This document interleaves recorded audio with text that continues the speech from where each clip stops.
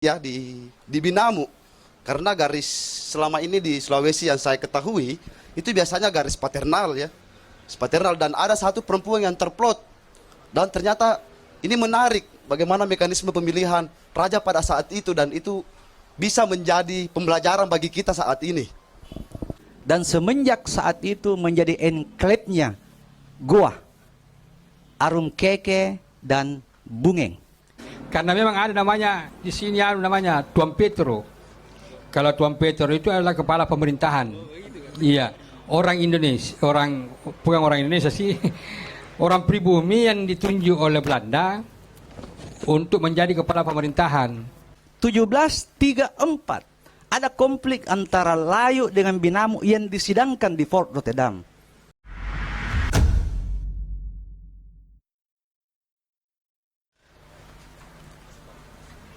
Tahun 1694, 5 Maret, 7 Rajab, bangi kami sih, namate Karim Binamu. Wih, ada Karim Binamu. Wih, bagaimana nih? Bingung kita ini. Iya kan? Bingung kita. Ada disebut di situ. Itu 1694 ada disebut. Namate Karim Binamu. Tidak mungkin dia salah tulis sih. Bahaya, bahaya. Betul ya, betul, betul. Nah, ini saya bingung lagi. Oh, kenapa tiba-tiba muncul ini Karim Binamu?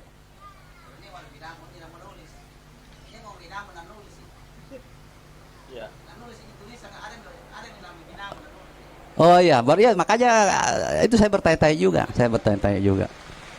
Kayaknya karena ini tidak mau tua-tua umurnya Binamu ini. Nah, masuk ke abad berapa itu? 18.700-an. Aduh, agak berat karena itu masa VOC. Itu masa VOC. Ya saya coba mengakses beberapa itu manuskrip VOC. Ada sih saya dapat. Tapi sampai tahun ada manuskrip itu tahun 1734 itu ada konflik di situ antara Layu dengan Binamu. 1734 ada konflik antara Layu dengan Binamu yang disidangkan di Fort Rotterdam. Tapi karena ini manuskrip ini ditulis tangan pakai bahasa Belanda kuno, sampai hari ini saya kebingungan apa jika bunina. Tapi secara umum begitu, ada konflik yang sedang disidangkan di Fort Rotterdam antara Binamu dengan Layu. Akhirnya saya semakin berpikir, berarti Binamu ini bukan kelanjutan Layu. Binamu bukan kelanjutan Layu. Nah, bagaimana saya belum bisa cerita hari ini. Saya langkai saja. Tapi paling tidak itu kan informasi sekilas, toh? Informasi sekilas. Karena kan harus diuji. Bahwa ada yang mengatakan bahwa Binamu itu dari Layu. Harus diuji. Kan seperti itu. Nah, kalau dari sumber-sumber Belanda yang sezaman, sepertinya bukan. Nah, bagaimana? Tapi setelah itu Binamu eksis. Sangat eksis Binamu. Bahkan ada Arupone itu namanya Latin Ritapu, itu sering singgah di Binamu ketika dia perjalanan dari Bone ke istananya di Bontoala di Rompegading. Itu tahun 1770-an ke atas. Itu sudah eksis Binamu di situ. Sudah sangat eksis di situ Binamu. Nah, apakah dengan informasi yang secuil itu bisa menjawab kapan Binamu berawal? Tidak. Dan kita tidak usah memaksakan kalau memang informasinya belum ada. Seperti itu. Terus bagaimana Binamu di abad 19, tahun 1800-an. Yang jelas bahwa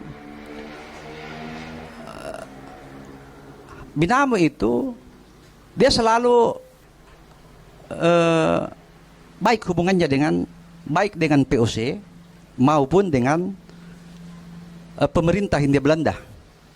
Itu selalu baik hubungannya. Sampai ada kejadian pada tahun 1852. Nanti saya bisa ceritakan itu. Jadi di Makassar itu 1811 sampai 1816 itu Inggris yang berkuasa di situ. Inggris itu kan ada konflik juga ini kayak dengan Bone apa, tapi Binamu itu selalu berpihak ke orang-orang Eropa.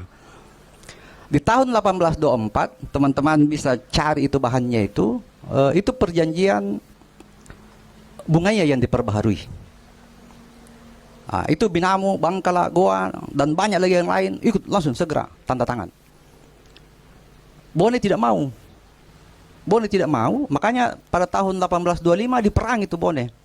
Ketika Bone diperangi, Bangkala dengan Binamu menyumbangkan pasukan bantuan ya kira-kira 1.500 orang. Seperti itu. Nah, ketika 1825 itu Bone diperangi, jadi ada juga pasukan bantuan banyak juga dari Goa.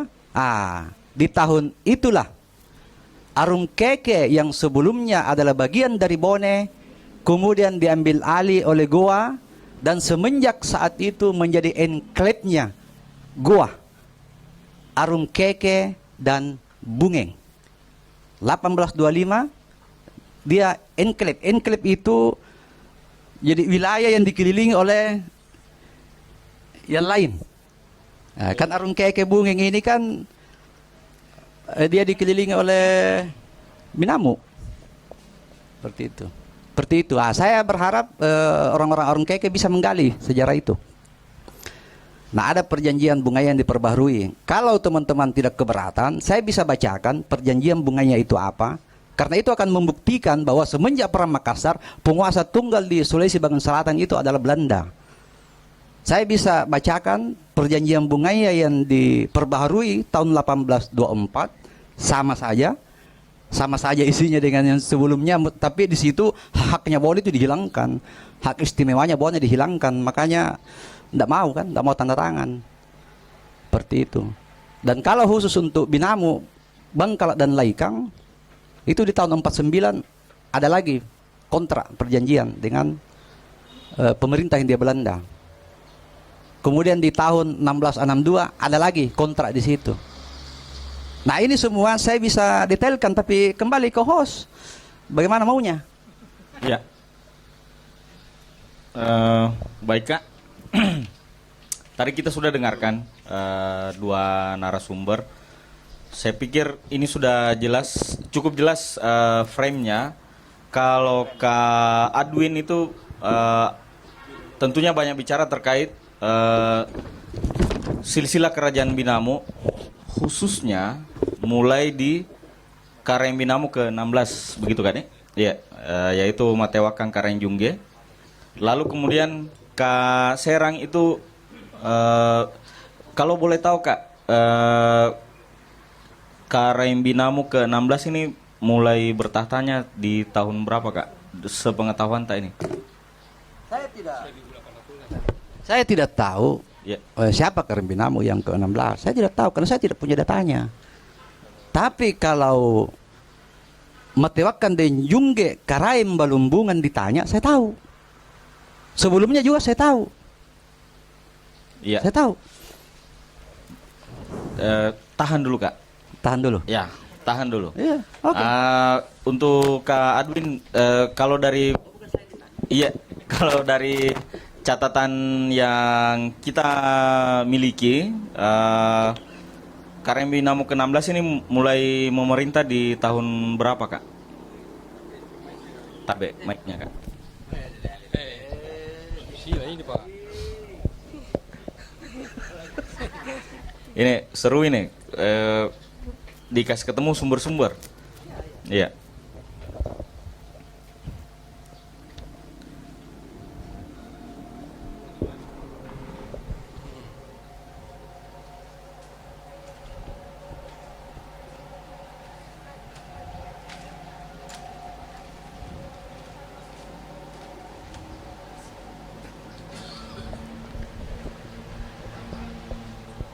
Iya, jadi kalau Matewakang Kareng Jungge ini menjadi Raja Binamu ke-16 itu sekitar 1800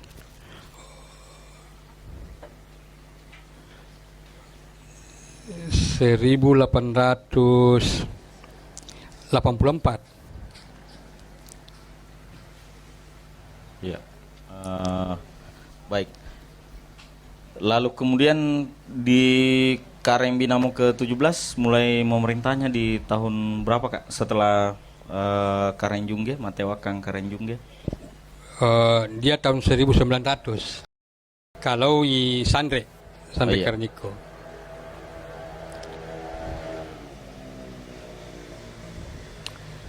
Baik. Lalu sebelum kita lanjut, apakah ada pertanyaan atau kan begini? Ya, masih ada tambahan. Oh, baik, silakan Kak. Iya, jadi di tahun 1849 itu ada penandatanganan kontrak antara pemerintah Hindia Belanda di Makassar dengan negeri-negeri Turatea. Jadi setiap ada pengangkatan raja baru, itu selalu ada penandatanganan kontrak. Padahal kan pada saat itu sampai tahun 49 negeri-negeri Turatea itu statusnya adalah sekutu. Dia kerjaan-kerjaan sekutu, formalnya begitu sekutu. Tapi pun ada masalah pasti Belanda. Ada konflik pasti Belanda. Ada keputusan penting pasti Belanda. Dan siapapun yang diangkat itu harus persetujuan dari pemerintah Hindia Belanda. Meskipun kita statusnya negeri-negeri Turatea ya sebagai sekutu, sebagai sekutu. Karena kan statusnya pada saat itu kan ada yang wilayah pemerintah Hindia Belanda yang diperintah langsung, dikelola langsung. Ada wilayah pemerintah Hindia Belanda yang tidak dikelola langsung, dan ada sekutu. Seperti itu. Jadi kalau bahkan di era POC awal-awal pasca Perang Makassar itu kan dia sudah caplok itu, pokoknya Bulukumba, Bantaeng sampai ke Turatea, kemudian Turatea sampai ke bawah itu milik POC. Termasuk daerah-daerah utaranya Maros. Itu pasca Perang Makassar. Tapi kan Bulukumba Bantaeng kan dipinjamkan ke Arumpalaka. Bahkan Bontoala saja itu kan dipinjamkan. Jadi statusnya dipinjamkan. Kan daerah taklukan semua itu. Ya. Iya kan? Kan Arumpalaka di mata POC itu kan salah satu panglima perangnya saja. Iya. Nah, itu di mata POC ya, dia salah satu panglima perang. Bukan satu-satunya. Iya. Nah, ada sumber, tapi bagi saya itu saya kategorikan sebagai sumber sekunder yang di penandatanganan perjanjian kontrak tahun 1849. Isinya naskahnya ya, sampai hari ini saya belum dapat. Tapi yang pasti bahwa isinya sama dengan kontrak Bungaya yang diperbaharui pada tahun 1824. Cuma ditambahkan pasal tentang penanggulangan pencurian, perampokan, perompakan, dan sejenisnya. Itu ya yang ditambahkan pasalnya. Nah, yang menandatangani perjanjian itu di pihak Binamo itu adalah Fatima Daim Matino. Ini bukan saya bilang, sumber. Fatima Daim Matino. Dia mewakili suaminya. Itinggi Daim Matayang Karaing Ilang Aribibang. Ini sumber. Nanti kita akan buktikan ini. Itu tahun 1849. Mungkin Karleo bisa bantu lacak itu, bisa saja Karimbangkala yang dilantik pada tahun itu. Kalau terakhir itu, Karimbangkala itu yang ditangkap itu 14 Januari 1864. Oh, no. Yang sebelumnya. Yang 49, 1849. Ada enggak Karimbangkala yang dilantik pada saat itu? Kalau di chat yang masuk di HP ku ada ditulis begitu, ada yang dilantik di tahun 1849. Jadi saya menduga mungkin momennya itu adalah pelantikan Karimbangkala, dugaan. Nah, jadi kalau negeri Turatea ini kan aliansi memang, tidak bisa dipisahkan ini. Jadi 1849. Iya. Nah, itu toh. Jadi dugaan saya mungkin Karimbangkala yang dilantik pada saat itu akhirnya selalu ada kontrak baru, dan bukan cuma Bangkala, Binamo juga, Laikan juga. Yang mewakili Binamo menurut sumber sekunder itu adalah Fatima Daim Matino. Dia mewakili suaminya. Katanya sih di sumber itu suaminya ini Karen Binamo, namanya Tinggi Daim Matayang, tapi kan tidak ada di daftar-daftar yang beredar itu.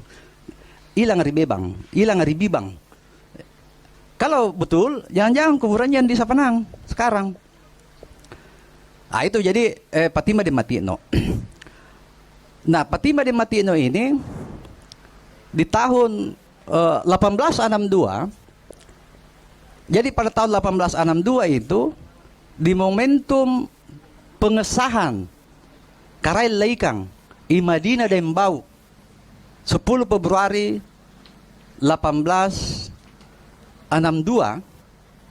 Di momentum pengesahannya ini Patimah Imadina Dembau Karai Laikang dibuat lagi kontrak antara pemerintah Hindia Belanda dengan Binamu Bangkala Laikang.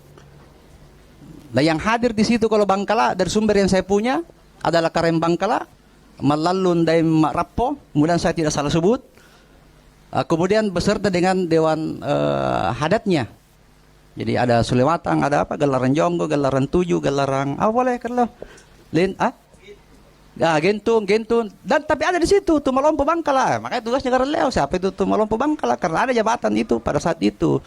Nah, kemudian ini Patimah tidak hadir di situ.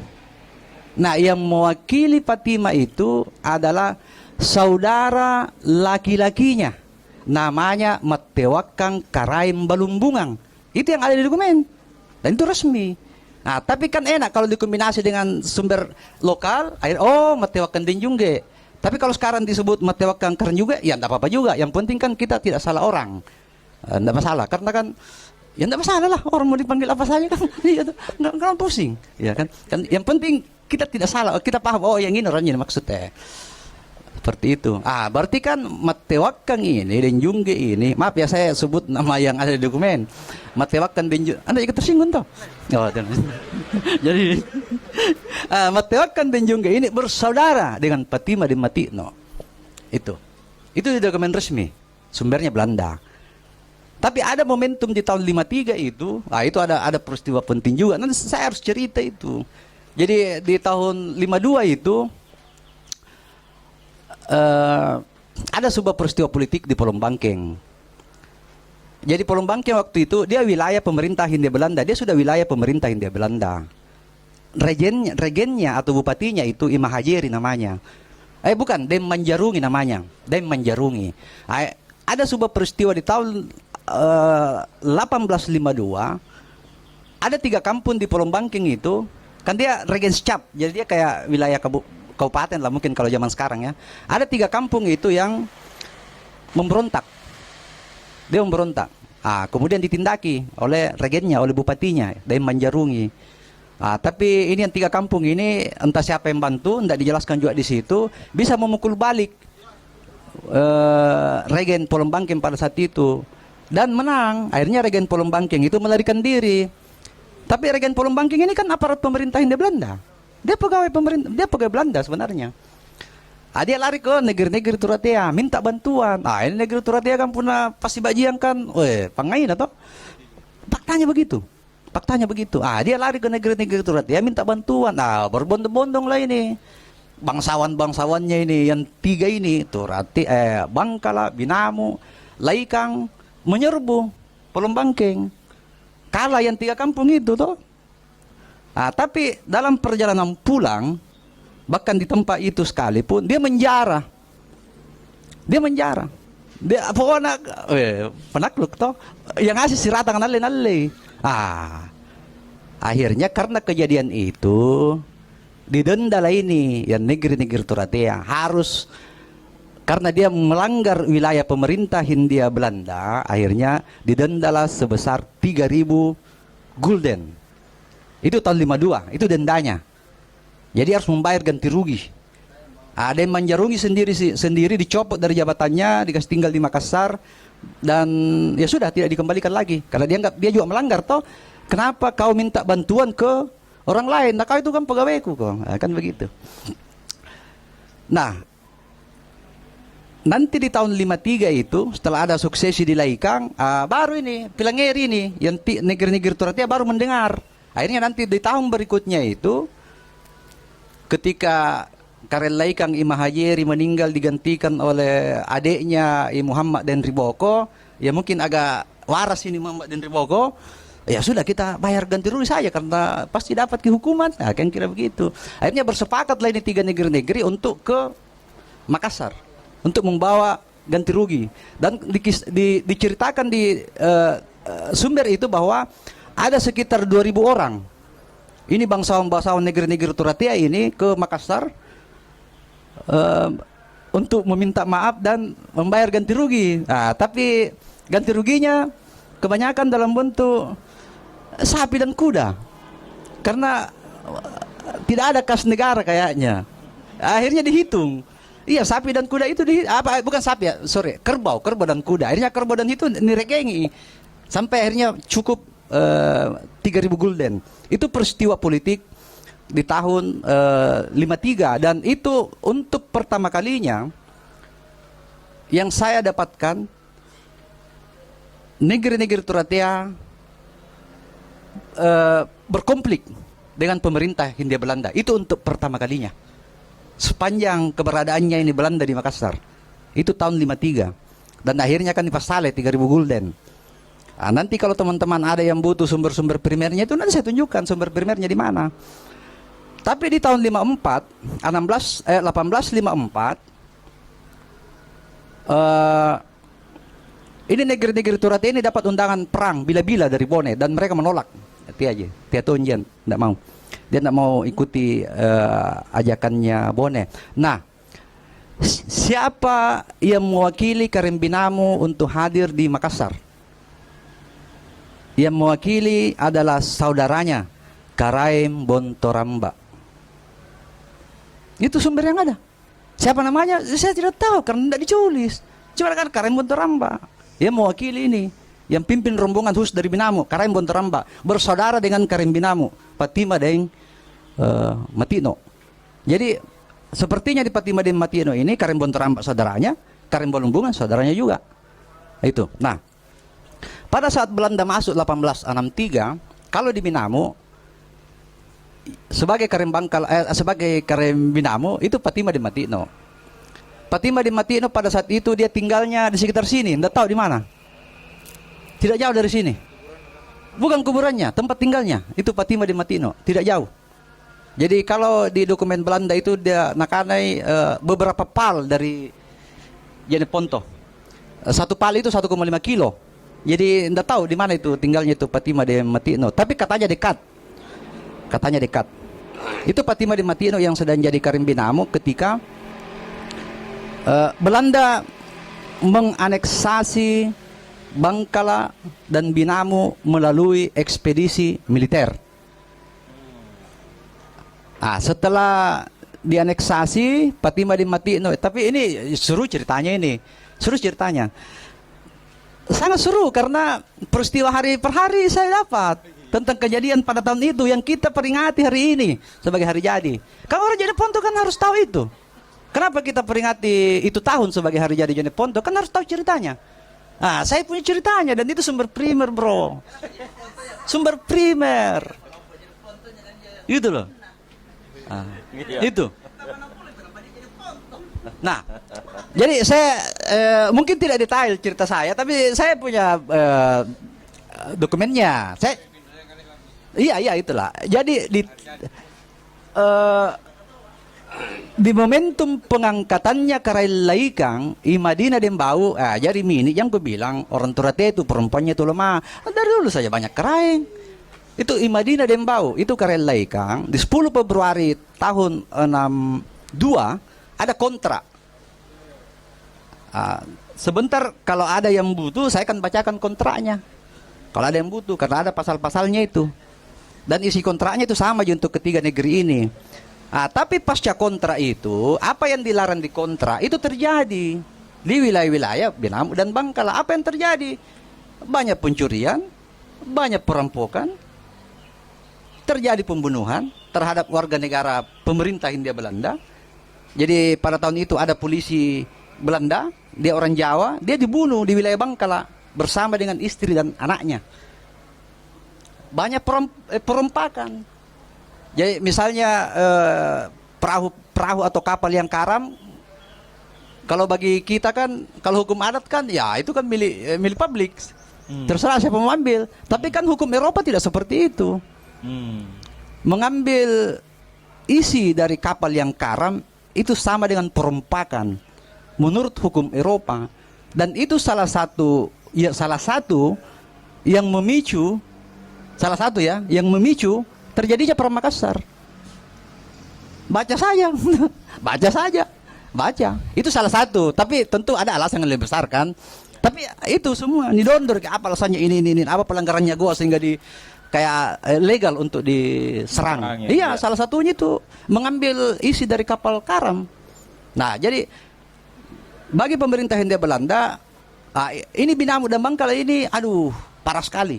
Nah, mereka kan meminta untuk ada ganti rugi, yang bersalah diserahkan, tapi tidak pernah digubris. Gubernur di Makassar selalu mengirim surat ke Karim Bangkala, Karim Binamu, tidak pernah digubris. Itu kejadiannya tahun 63. Jadi tahun 62 bikin kontrak di awal tahun berikutnya nalanggar semua kontrak. Di situ persoalan, di situ. Ya. Baik Kak, tahan dulu Kak. Bisa panjang lebar ini kalau. Tahan dulu. Ya. Iya Kak. Ya. Terkait narasumber yang dua bapak-bapak tadi, ini ada sebenarnya yang tertinggal dari cerita-ceritanya, termasuk Karisut itu sendiri. Kan Kareng Binamu ini, Kareng atau Raja Binamu pada saat itu tidak bekerja sendiri atau tidak dalam artian memerintah sendiri. Tentu ada misalkan pemerintah bawahannya, termasuk yang kita sampaikan tempoh hari tentang Tokdo. Bagaimana itu ceritanya Kareng membantu Kareng pada saat itu, bisa diceritakan?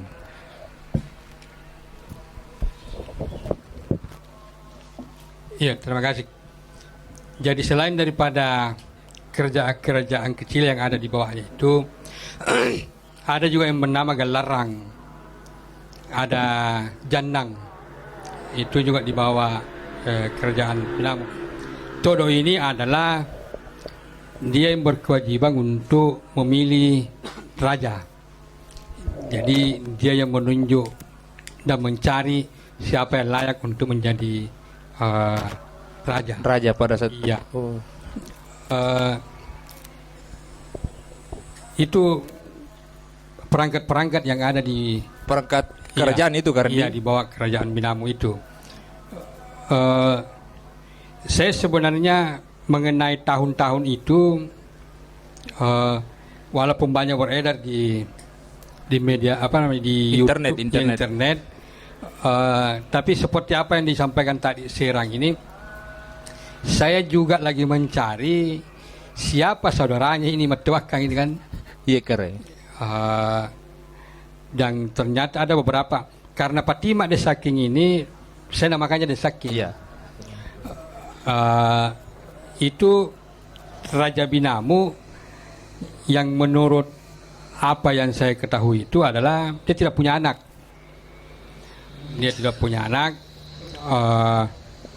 Dan ada juga raja di bawahnya itu, namanya Itia Denikni, sebelum Matuakang dan Jungga ini. Iya.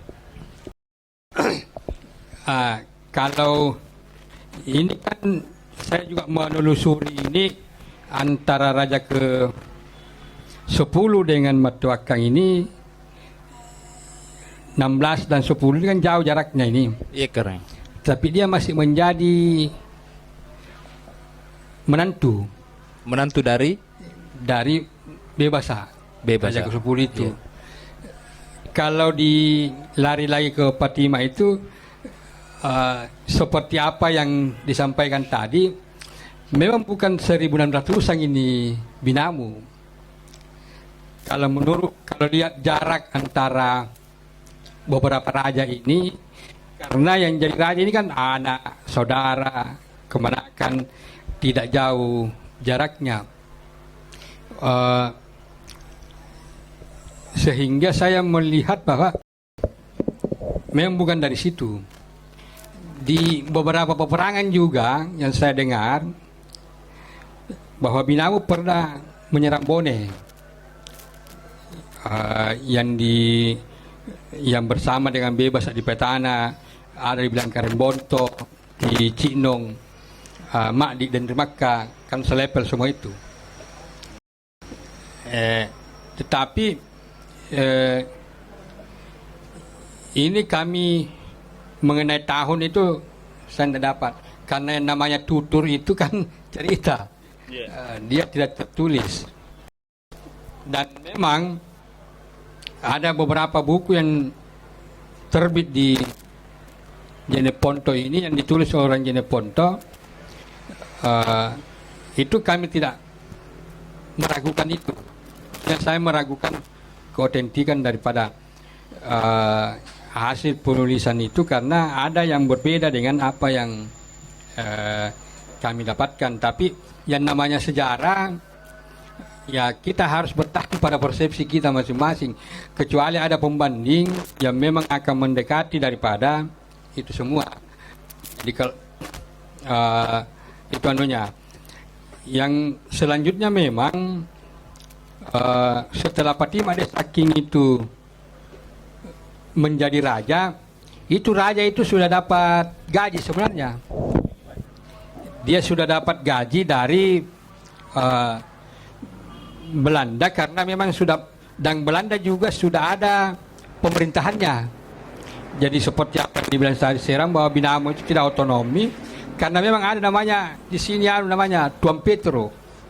Kalau Tuan Petro itu adalah kepala pemerintahan. Iya, orang Indonesia, bukan orang Indonesia sih, orang pribumi yang ditunjuk oleh Belanda untuk menjadi kepala pemerintahan. Kalau Kati itu kepala pertanian. Jadi yang mengurusi pertanian itu Kadi, namanya Kadi. Nah, itu di zamannya Patimah Desaking itu yang memang ada gaji raja itu, dan atasannya itu adalah bertanggung jawab ke Belanda itu. Makanya raja, seandainya mungkin masih Belanda yang berkuasa, mungkin saya bisa jadi raja. Oh gitu Kari, seperti yang bilang tadi. Untungnya Indonesia yang menjajah. Cocok Kari. Lah balik. Tuh kabala saya ini karena harus menyeleksi siapa yang cocok. Itu mungkin. Iya, bisa. Siapa tahu ada ditambahkan, Serang. Oke, jadi kalau Patimah di Matino saya belum menemukan kapan dia dilantik. Saya belum menemukan kalau Patimah di Matino. Cuma tadi ada gambaran, tapi itu kan saya bilang sumber sekunder, bahwa di tahun 49 dia mewakili suaminya. Katanya begitu. Berarti belum jadi Karim Binamo pada tahun 49, tapi mungkin tidak lama setelah itu. Karena kenapa suaminya tidak datang? Bisa saja sakit. Karena banyak kejadian seperti itu. Tapi di tahun 63 ketika Belanda masuk, yang jadi Karim Binamo itu adalah Patimah de Matino. Kenapa saya sebut Patimah de Matino? Karena itu yang ada di dokumen resmi. Makanya saya tidak sebut Patimah Desaking. Karena itu juga beredar, saya tidak sebut itu. Karena kalau ada di dokumen resmi, masa salah? Kan begitu toh? Patimah ini, dia ketika Belanda masuk, bubar kerajaan Binamo, dia diserap masuk ke birokrasi kolonial. Akhirnya Karim Binamo itu dia dijadikan regentes pan Binamo. Regentes itu perempuan ya. Jadi dia kalau diterjemahkan bisa disebut bupati perempuan. Kalau laki-laki regen, T terakhir, tapi karena dia perempuan, regentes pan Binamo. Dia diangkat menjadi pejabat pemerintah Hindia Belanda. Tapi ternyata Patimah ini tidak lama menjabat, entah apa alasannya. Dia tidak lama menjabat. Jadi dia diangkat itu 26 Oktober 63, dan Metewakang Karaim Balumbungang itu diangkat menjadi regen pan Binamo itu 25 Maret 1864. 1864, beberapa bulan, Maret berarti 5 bulan Belanda menduduki Jeneponto, Metewakang yang jadi regen pada saat itu. Tapi sepertinya secara fisik ini Matewakeng ini garing-garingan Tommy. Kenapa saya tahu? Karena ada peristiwa di tahun 54. Wah, itu peristiwa besar juga itu, pemberontakan. Kalau ada yang mau banggakan itu silakan saja. Ada peristiwa pemberontakan memang di tahun iya. Jadi ada peristiwa pemberontakan itu di tahun 64. Peristiwanya itu di bulan Agustus. Peristiwa pemberontak memang berontak. Ya. Nah, Matewakeng ini dia digantikan oleh anaknya, Sandre Denyiko.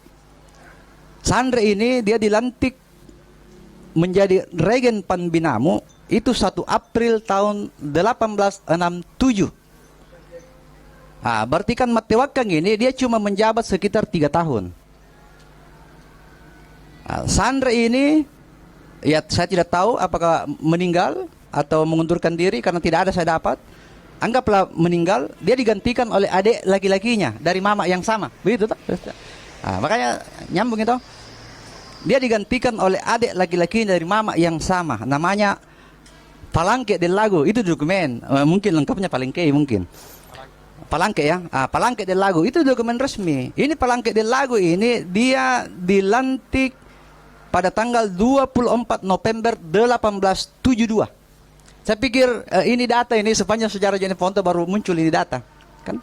Iya, enggak ada data ini sebelumnya, kan? Nah, Palangke del Lago ini digantikan oleh anaknya, Ilompo den Raja. Ilompo den Raja mulai menjabat pada 22 Juli 1906. Berarti Palangke del Lago ini dia memerintah selama 34 tahun kurang lebih. Sangat panjang, lebih panjang daripada Soeharto yang 32 tahun.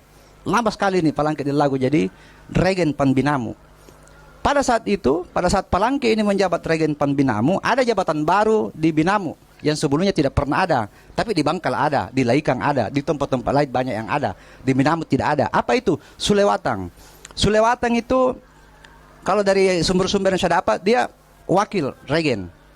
Tapi dia wakil tapi kayak perwakilan dari pemerintah Belanda. Jadi kayaknya untuk memecah dominasi Karaing ini supaya tidak jadi matahari tunggal, ya sudah bikin jabatan yang bisa mengimbangi seperti itu. Siapa jabatan Sulewatang ini dia diadakan itu mulai tahun 72 dan dihapuskan tahun 1905. Itu Sulewatang. Jadi hapus semua Sulewatang, bukan cuma di Binamu. Nah, siapa yang jadi Sulewatang di Binamu? Yang pertama dan terakhir namanya Lasugi Daim Pasewang. Ternyata itu Lasugi Daim Pasewang kakeknya Lanto Daim Pasewang. Informasi dari Karsute, makanya kan bagus kalau tahu yang begitu-begitu kan. Itu Lasugi Daim Pasewang. Jadi di Binamu ini selama 30 tahun lebih ada duit tunggal di Binamu. Antara Palangke del Lago dengan Lasugi dan Pasewang. Itu. Jadi tadi itu Lompo den Raja itu dia diangkat pada tanggal 22 Juli 1906. Lompo den Raja ini di tahun 1915 dicopot dari jabatannya, ditangkap, dibawa ke Surabaya, diadili di Surabaya dan keputusannya dibuang ke Tapanuli. Tapi yang ditangkap itu banyak. Yang ditangkap juga pada saat itu, yang 1915 ya, yang ditangkap juga pada saat itu adalah Ronggo Karaim Bonto Tanga, nak-anak Karsute Ronggo Dembani, mungkin itu Karaim Bonto Tanga. Kemudian ditangkap juga Tundru Dengero Karaim Empuang. Dan ada beberapa kemenakan-kemenakannya, Ibagala, Ipunte, Imakka, kayak gitu-gitu. Kenapa ditangkap? Konteksnya apa sampai seorang Karim Binamu ditangkap? Konteksnya adalah gerakan Itolo dan Megasing di Polombangkeng. Kalau mau tahu konteksnya, cari di Google Itolo dan Megasing. Bandit yang sangat hebat. Dia terlibat di gerakan itu. Seperti itu. Jadi akhirnya langsung talu kerainnya lainnya. Jadi ya kalau yang Ironggo Karaim Bonto Tanga itu dibuang ke Bengkulu, kemudian kalau Tundru Dengero itu dibuang ke Timor. Timor di mana itu Timor? Kalau di dokumen begitu, di Timor. Nah, jadi beda tempat. Di bantainya. Karena Iya. ada anak yang datang. Nah, itu menentukan. Nah, itu. Ya, itu dipakai lah. Yang dibuang ke pendek Oh, iya, iya. sama karena kawin. Ya, jadi kan Kare Sute juga punya sumber dari keterangan keluarga. Nah, kan bisa dicocokkan. Nah, bisa dicocokkan. Ketemunya di mana? Ah, saya pikir begitu. Jadi saya cuma mengungkapkan sumber-sumber yang saya dapat. Saya cuma mengungkapkan seperti itu. Nah, karena Ilompo dan Raja ini dicopot dari jabatannya, akhirnya saya tidak tahu apa pertimbangannya Tuan Petro yang ada di sini, asisten presiden di Bantaeng, gubernur yang ada di Makassar dengan todo apakah. Akhirnya endingnya mereka menunjuk Mak Gau de Sanggu. Ini paman dari Ilompo. Karena Mak Gau de Sanggu ini saudara dengan Palangke dan Lagu tapi beda mama. Nah, itu saya tahu semua itu dari Kare Sute itu. Nah, itu bagusnya itu silsilah. Penting, itu menariknya di situ. Nah, kapan Mak Gau de Sanggu dilantik sebagai regen Panbinamu, saya belum dapat datanya. Jadi saya belum bisa ngomong. Tapi yang jelas sekitar itu 1915 atau mungkin awal-awal 1916. Kalau dari itu. Nah, setelah itu digantikan Mak Gau de Sanggu digantikan oleh Matewakan dan Raja, anak dari Ilompo. Seperti itu. Nah, nanti Kare Sute kalau butuh sumber-sumber primer dari tanggal-tanggal yang saya sebut, saya kasih. Iya. Saya akan kasih itu. Itu mungkin. Baik, selanjutnya saya lempar pertanyaan dari Ya. kawan-kawan yang Pendengar. mengikuti diskusi Ya. ini, pendengar. Boleh silakan Banyak maju juga. ke sini Mungkin diatur kali 3 langsung saja semua atau satu-satu. Ini satu langsung jawab bagus di Oh supaya iya, biar runut. Iya, Iya. menurut iya. Silakan.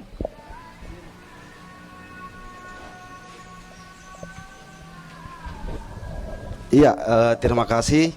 Pertama-tama saya ingin mengucapkan banyak terima kasih kepada teman-teman yang membuat satu diskusi yang cukup menarik.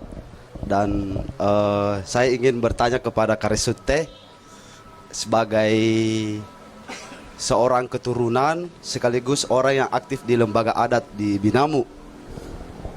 Nah, bagaimana menurut Tak Karing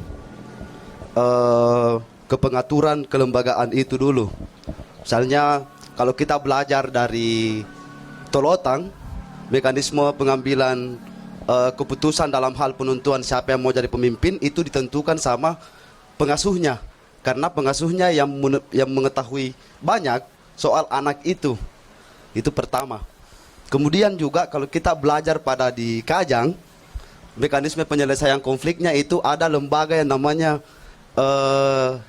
Moncombuloa.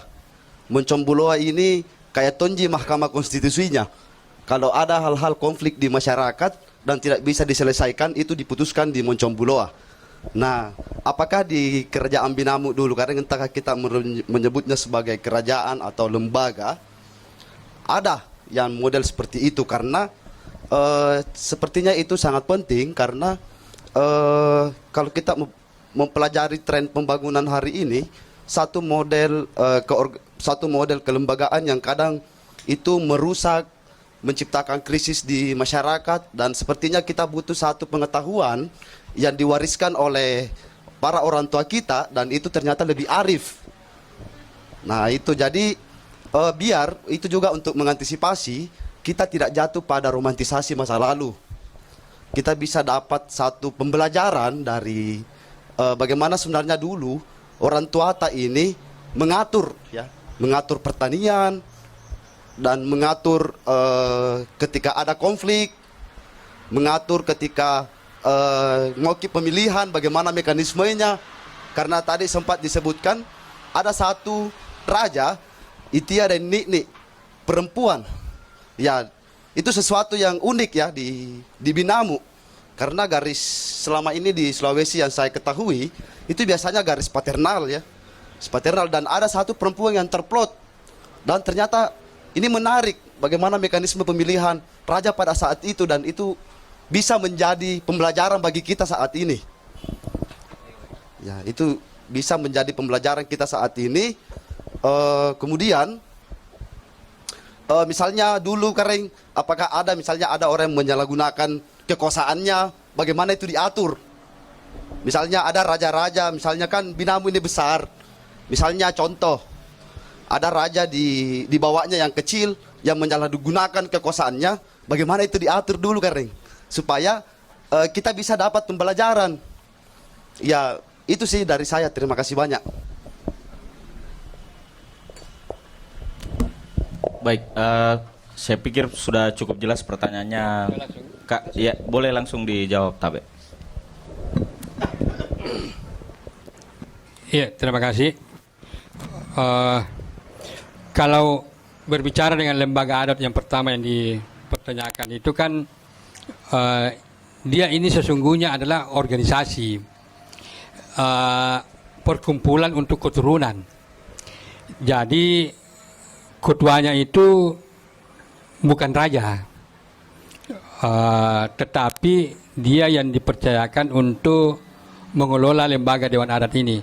Ketua dia punya. Jadi di akte itu kita buatkan akte notarisnya, namanya ketua dia punya jabatan. Jadi bukan sebagai raja atau pemangku adat dan lain sebagainya. Yang kedua adalah bagaimana proses penunjukannya itu. Jadi dulu itu kita berkumpulkan semua keturunan dan menyepakati siapa yang bisa untuk menduduki jabatan itu.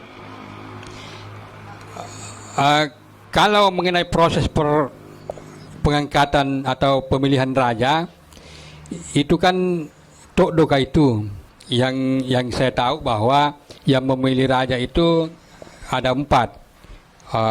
Ada namanya Tok Do Lentu, Tok Do Bangkelak Loe, Tok Do Batu Jala, dan Tok Do Layu. Inilah yang akan mencari dan menunjuk siapa yang layak untuk menjadi diraja. Tapi mengenai filosofi apa yang dilakukan, itu juga kami tidak terlalu banyak masuk di situ. Dan juga mengenai bagaimana kalau ada anggota kerajaan atau raja-raja bawahan yang berbuat salah, bagaimana mekanisme hukumannya atau pergantiannya, jujur saya tidak paham itu. Jadi seperti apa yang saya sampaikan di awal, bahwa saya juga bukan sejarawan dan bukan budayawan, tapi sekedar pemerhati. Iya, sekaligus propagator. Saya takut menjawab yang saya memang tidak tahu. Tetapi kalau saya tahu, ya insya Allah saya gatan juga untuk bertanya, ya kayak gitu. Jadi mungkin itu yang bisa saya sampaikan. Baik, satu lagi, Kak, yang tadi pertanyaan terakhir, apakah di sepengetahuan ini, Kak, apakah pernah ada raja-raja bawahannya ini di kerajaan Binamu itu yang sewenang-wenang seperti itu, Dik? Lalu kemudian bagaimana penegakannya begitu, Dik? Kalau pakai, ya bagaimana diatur itu, Tabe, Kak? Iya, kan sesungguhnya Binamu ini itu ada yang ditemani apalagi namanya, kalau bahasanya serang itu kan di atasnya raja ada Belanda atau POC. Kalau kami menganggap bahwa itu partner kerja, bahasa halusnya kan leluhurku diceritain. Jadi, Iya. ya partner kerja yang mana di saat ada raja yang berbuat itu kan Tok Do yang mengawasi itu. Jadi dia mengawasi kalau ada tindakan-tindakan yang kurang layak, maka Tok Do ini dengan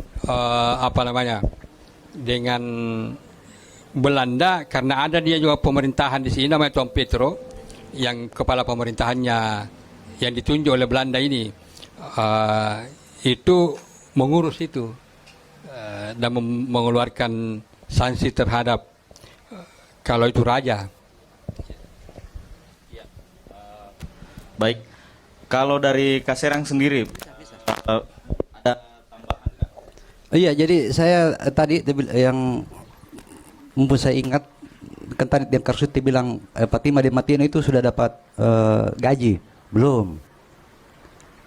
Jadi gaji itu mulai ada mengalir ke Regen, Binamu termasuk Bangkala dan Sulewatang, Binamu dan Bangkala itu nanti tahun 1872. Itu baru mengalir gaji di situ. Jadi sebelumnya itu tidak digaji, tapi kan pendapatan tradisionalnya itu tidak diganggu. Masih mengalir, tapi belum digaji. Nah, nanti tahun 1872 baru mulai digaji. Mau tahu jumlah gajinya? Regen itu 900 gulden per tahun, Sulewatang itu 300 gulden per tahun. Karena itu Stadblast, itu lembaran negara itu, aturannya itu. Mulai tahun 72. Apanya poin lagu Pauli? Itu kayak apa? Pertanyaan tadi Kak, Yang mana itu? yang pertama itu kalau saya catatnya ini bagaimana prosedurnya penentuan dan penetapan raja-raja di Binamo. Maksudnya tentu saja mungkin sependek pengetahuan saya itu pasti kan memperhitungkan garis darah juga. Iya. Mesti darah Iya. murni.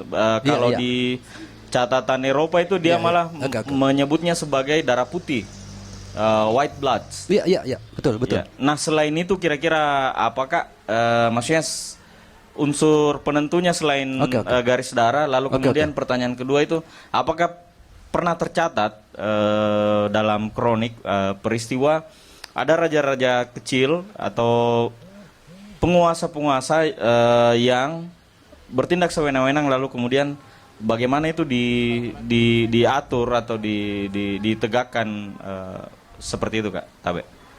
Ya, kalau yang saya pahami, kalau Binamo itu meskipun dia sudah menjadi bagian dari wilayah pemerintah Hindia Belanda, tapi untuk penunjukan regen atau karaim pada masa sebelumnya itu tetap mengikuti garis darah, ketat sekali di situ. Kan yang saya paham itu pelapisan sosial di masyarakat Makassar kan ada 3 lapis itu. Ada lapisan paling atas itu anak karaing atau anak arung kalau di Bugis.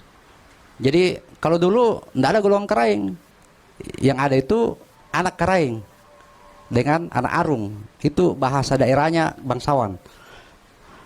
Kemudian lapisan kedua itu kan tumaradeka. Lapisan ketiga itu kan atang atau budak. Nah, lapisan teratas ini anak karaing kalau di Goa misalnya itu ada beberapa lapisan lagi tuh anak karaing itu. Ada anak Tino, ada anak Sipue, ada anak Cera, ada anak karaing Sala, dan di luar itu masih ada anak karaing Marengan Naya. Ini anak karaing Marengan Naya ini tidak ada darah tumanurungnya. Tidak ada darah tumanurungnya. Jadi misalnya begini, kan sebelum kan tipikal kerajaan, kalau kita sebut kerajaan di semua daerah di Sulsel itu kan tipikalnya kan federasi. Jadi dia penggabungan dari banyak wilayah-wilayah yang sudah lama eksis, kemudian digabung menjadi pemerintahan yang lebih besar. Kan seperti itu. Jadi dimanapun itu di Sulsel ini pasti tipikalnya itu adalah federasi. Mau di Bone, mau di Sope, mau di Tanete, mau di mana saja, termasuk gua, termasuk Bangkal, termasuk Binamo. Itu tipikal, termasuk di Laikang yang kecil. Tipikalnya itu adalah federasi, kumpulan dari banyak komunitas, kumpulan dari banyak unit politik. Nah, kan seperti itu. Nah, kalau di Binamo saya lihat dia ketat di situ. Harus Karentino karena kan kalau kalau karaing ini konsepsi yang mendasari golongan ini adalah tumanurung. Itu tumanurung. Dari situ itu munculnya itu pelapisan itu yang disebut dengan anak karaing atau bangsawan. Seperti itu. Dari tumanurung. Tumanurung ini kan ya anggaplah dari Kayangan sederhananya. Dan orang-orang dulu kan Seperti yang orang-orang yang diwawancarai oleh Leonard I. Andaya ini, bahwa dulu Tumanurung itu diyakini berdarah putih. Bukan sebagai metafor atau majas, tapi memang putih dalam arti yang sebenarnya. Dia memang warna darahnya putih. Mirip katanya dengan getah dari pohon kaktus. Tapi Tumanurung ini kan setelah menjadi pemimpin awal kan akhirnya menghilang kan. Yang tinggal kan cuma keturunannya. Jadi seorang Tumanurung itu satu paket dengan Gaukang. Satu paket itu, cari saja literaturnya. Itu satu paket dengan Gaukang. Jadi setiap Tumanurung itu pasti ada Gaukang yang dia bawa, yang dia temukan, dan pasti modelnya aneh-aneh. Taruhlah kayak di Bangka Layatiaya misalnya. Nah, itu kan Gaukang di sana. Tapi kan di kemudian hari ditambah lagi dengan ornamen-ornamen yang lain kan, akhirnya disebut Kalumpuang kan. Jadi Gaukang plus ornamen-ornamen yang lain itu Kalumpuang. Itu yang saya pahami. Karena Gaukang inilah adalah sumber otoritas. Jadi dulu itu seorang pemimpin tradisional yang tidak menguasai Gaukang dalam Kalumpuang itu tidak legitimate dan tidak diikuti sama rakyatnya. Generasi sekarang jangan protes ya, dulu faktanya seperti itu. Nah, akhirnya itu karena ini sudah menjadi ketentuan adat dalam penentuan Karaeng Binamu misalnya harus terjaga. Bahkan di masa Belanda sekalipun harus terjaga. Agak berbeda dengan Bangkala Kerleo. Jadi Kerleo bisa menelusuri itu di zaman Belanda ya. Kalau sebelumnya karena muda itu kan Karem Palengo kan bukan dari Trabangkala. Itu. Kalau khusus di Binamu itu agak mempertahankan itu, karena itulah bagusnya Belanda. Jadi dia serap masuk ke birokrasi kolonial, tapi adat-adat yang mendasari penentuan pemimpin itu tetap dipertahankan. Meskipun pada akhirnya persetujuan akhir ada di mereka, seperti itu. Jadi kalau di Binamu ya Todo Apakah memang karena itu kan Dewan Hadatnya Todo Apakah. Saya agak ragu itu dengan Todo Apakah, tapi setelah saya temukan dokumen dan ada di situ Todo Apakah, oh itu betul, begitu. Iya, saya tambahkan. Jadi untuk memilih ini kan kalau raja dia punya anak pertama itu dari permaisuri, kan untuk menjadi raja itu kan harus kingking. Kingking itu sampai kakek itu tidak ada campuran. Dia harus keturunan. Menjadi permaisuri pun demikian. Jadi ada pengalaman ini apa namanya? Palangke itu, Lompo itu dan raja punya istri. Dia anaknya Baso Karem Bumbung. Tapi dia bukan raja, dia bukan Karem Binamu, dia Karem Bumbungang. Istri keduanya itu adalah Maurante Bandri dan Binamu, anak dari Raja Binamu Sandre Karniko. Tapi yang jadi permaisuri adalah anaknya Baso, bukan anaknya Sandre, padahal dia anak raja. Yang kedua adalah biasanya kalau lahir anak pertama dari raja itu dia diberi gelar Karelulua. Dia putra mahkota. Jadi misalkan itu Karelulua itu adalah dia lahir di masa ayahnya menjabat. Sehingga dia diberi gelar Karelulua. Kalau dia sudah menjadi Karelulua, maka dia dibina dan dilatih oleh Tupanrita. Jadi kalau dia punya niat Tupanrita, inilah yang mengajari budaya, ilmu kanuragan, agar supaya di dalam memimpin dia berani dan adil dan jujur. Ya, seperti itu. Jadi karena walaupun makanya ada beberapa yang anaknya raja, bapaknya raja, anaknya jadi raja yang menggantikan. ada juga yang tidak demikian, tapi dia dipersiapkan. Dia dipersiapkan sebelum dia menjadi raja. Karena ini ada tambahan bahwa ini yang saya lebih tertarik pada berbicara tentang kerajaan ini, itu lebih pada sosiologi Genetika. iya, budaya dan apa namanya, masuk pada budaya dan filosofinya. Iya keren. Karena kalau kita berbicara di silsilah dan kerajaan, setiap orang masing-masing mau mengangkat, Iya keren. tidak mau mendengar yang sesungguhnya. Jangankan bukan keturunan, sesama keturunan saja masing-masing mengangkat dirinya. Beda pendapat Karena pengalaman kami di lembaga Matewakan Karenjungge ini, kami tidak menganggap bahwa yang terpilih menjadi ketua itu adalah raja. Iya. Tapi masih banyak yang mengatakan, oh, saya lebih pantas daripada dia. Begitu keren. Iya, seperti itu. Karena makanya saya bilang, kalau kita masuk di sana, dulu itu masyarakat ikut terlibat mengawasi kita semua. Jadi kalau saya waktu saya kecil, ini kayak orang tua ini, karena kayaknya saya pada tua di sini kan. Jadi waktu saya kecil, kalau saya nakal dan pergi di sungai misalkan mandi-mandi, itu dipanggilkan orang yang saya takuti, segani di kampung, Iya. Ya. agar supaya saya dididik.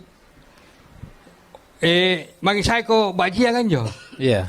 Masa kumbala dulu naung yang binangain dari Rio, dan apa kata lagi. Dan dia betul pukul kita.